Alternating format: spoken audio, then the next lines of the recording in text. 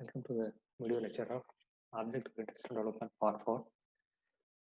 We are going to discuss about the object-oriented implementation. In any video, we discuss about the object-oriented analysis and design part. Now we are going to discuss about the object-oriented implementation. So CBD, component-based development.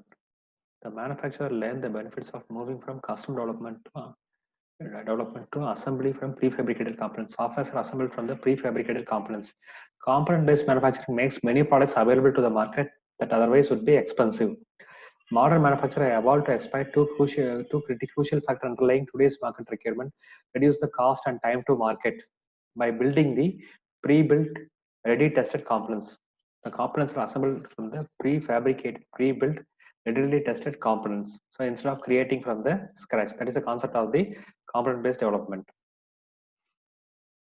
CBD, the software components are built and tested in-house using a wide range of technology like case tools that allows component-based development. That allows component-based development is an industrialized approach to the software development process. Application development moves from the custom development to assembly of the pre-built, pre-tested, reusable software components that operate with each other. So application development moves from custom development to assembly of pre-built, pre-tested, reusable software components that operate with each other. So that is CBD. So two basic underlying concept of the component-based development are: first, the application development can be improved significantly if the application can be assembled quickly from the prefabricated software component. Application development is improved. Second, an increasingly large collection of interpretable software components could be made available to the developers in both general and specialist catalogs.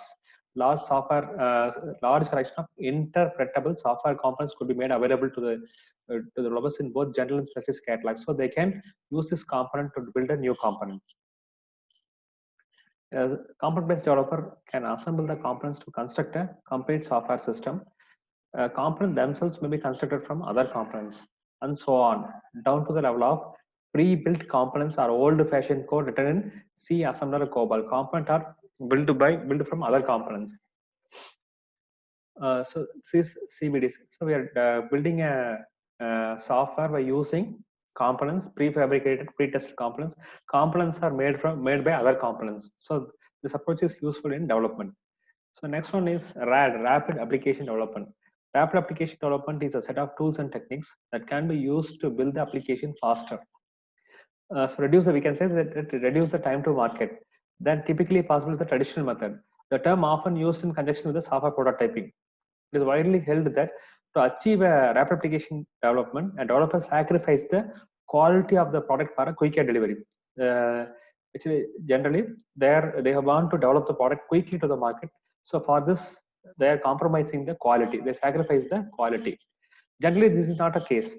RAD is concerned primarily with the reducing the time to market, not exclusively the software development time. Okay, RAD is not reducing the software development time. RAD is just concerned with primarily with the reducing the time to market.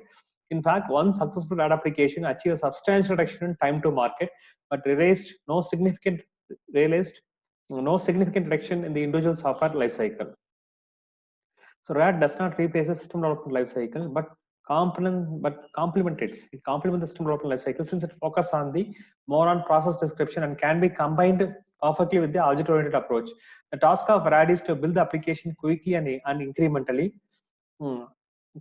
implement the design and user requirements. So the tools such as Delphi, Visual Edge, Visual Basic, and Power Builder. The next one is incremental testing. So testing should be done incrementally. We will see a case study in a Bankhurst Trust 1992.